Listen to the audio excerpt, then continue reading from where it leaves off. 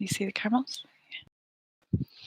Hi, welcome to Lizzie Daly's Earth Live lessons for today. My name's Danielle Hearn and we're coming to you live today from ZSL Whipsnade Zoo. And behind me, we've got some of our residents, our Bactrian camels, you can see. We've got Illy, Ginny, Easter, Orla and Pepper joining us today. Now, you may have heard I said ZSL Whipsnade Zoo, and hopefully lots of you have been to visit us before. But for those of you who haven't, you may not know what the ZSL stands for. So the ZSL actually stands for the Zoological Society of London, and they are actually an international conservation charity who was started in the early 1800s. And as well as our two zoos, so we've got London Zoo and Whipsnade Zoo, and in our zoos we look after some animals that maybe aren't doing so well out in the wild, and also use our zoos as a way to educate people about how wonderful animals are and how we should protect them out in the wild. But we also have people who work in over 50 different countries all around the world, working to protect those animals in their native habitats. So as I said, we're at ZSL Whipsnade Zoo today, and it is the UK's biggest zoo. We're actually situated in the Bedfordshire countryside on a 600-acre site, so loads of open space. And it's really nice to be here with you guys today with some of our animals. And I am a senior learning officer for Whipsnade Zoo. But prior to that, I was actually a primary school teacher, and I love teaching science, getting children enthused about all things scientific, but I always come back to biology and animals. So when the chance came up to join the education team here at the zoo, I absolutely jumped at it. Now, I've always been interested in animals from a really young age. My grandfather was a farmer, and I think his love of animals was passed down to my mum and on to me. And I'm really lucky that my parents from an early age indulged my love of animals, and they brought me to Whipsnade as a really small child, and I fell in love with it then. And I've always really enjoyed the zoo. It was the place where I had my first job actually as a seasonal worker as a teenager.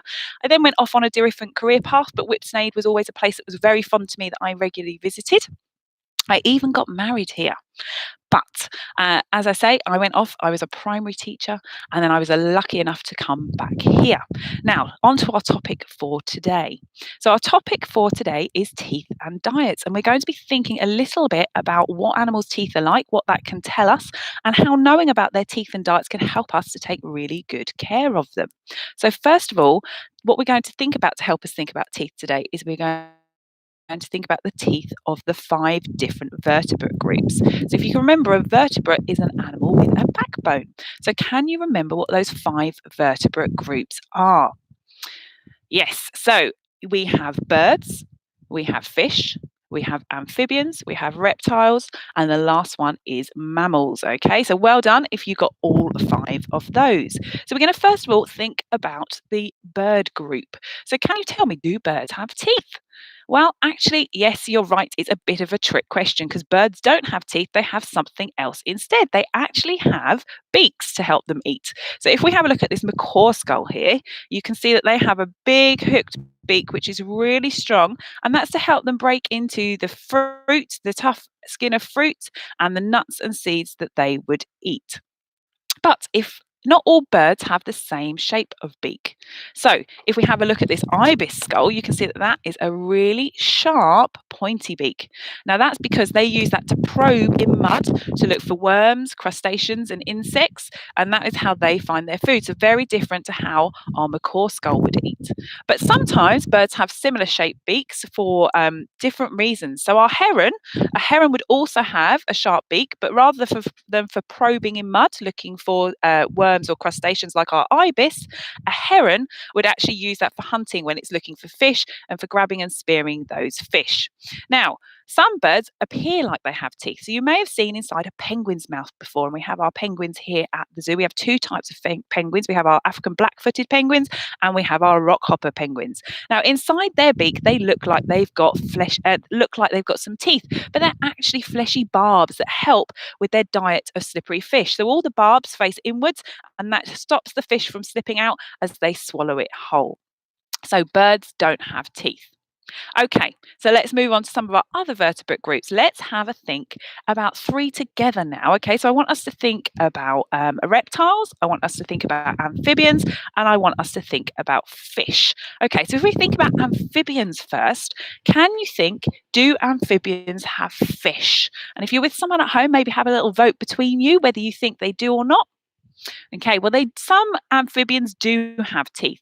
So if we think about frogs, they do have teeth, okay, but interestingly, toads don't. But frogs actually just have teeth. Most frogs have teeth on their upper jaw, and that's just to help them grab their prey. They don't actually chew with those teeth, those marine teeth. They just swallow their prey whole, but they do have some teeth, okay? Now, let's think about reptiles. Do reptiles have teeth? Okay, so what reptiles do you know? Maybe think about a crocodile, or maybe a snake, or maybe a turtle, or a tortoise. Okay, what can you think of? So, obviously, some reptiles do have teeth, but not all because snakes have teeth. Okay, crocodile can have teeth, but tortoises and turtles usually don't. Okay, so we know that reptiles have teeth sometimes. We know that amphibians have teeth sometimes. But now let's think about fish. Now think really hard. Can you think of some fish that have teeth? Well, piranha is probably the one that comes easiest to most people's minds, having to think about teeth in a fish's mouth. Now, why have I grouped these three groups of vertebrates together? Now, the reason that I've done that is that they actually have very similar teeth. Okay, so if you are one of those groups, that's fish, reptiles, and amphibians, and you have teeth, those teeth are usually very sharp and pointy. And I'll show you if you have a look on this crocodile skull here, you can see what I mean. Okay, so they're very sharp and pointy. Now, those teeth might be different sizes, but they are always that sharp and pointy shape. Okay, usually if you are an amphibian, a reptile, or a fish, and you have teeth. Okay, so we've thought about 4 of the vertebrate groups so far. Can you think of the vertebrate group that we haven't thought about? Yeah, that's right, you guessed it. It's mammals, okay? And we obviously belong to that group. So if you run your tongue around your teeth and have a feel, can you think about whether all of our teeth are the same shape? Okay, so they're not, are they? Okay, we've got different types of teeth in our mouth. Okay, so we have 3 different types of teeth. Now we have our sides here at the front. Okay, they're the flat teeth, and if you think about biting into an apple, we use those for slicing through things. Okay, so for cutting and slicing, and then we have okay, and we use those for grinding. Okay, so we've got 3 different types of teeth in our mouth. Now, in our molars, we also have premolars, and they're used. Okay, but then they grind the food up at the back. So remember, we've got incisors, canines, and molars if we're a mammal. Now, with mammals, not all mammals have all of those types of teeth. Plants, can you remember what the name is for those types of mammals? Okay, or those types of animals that would only eat plants. So the word is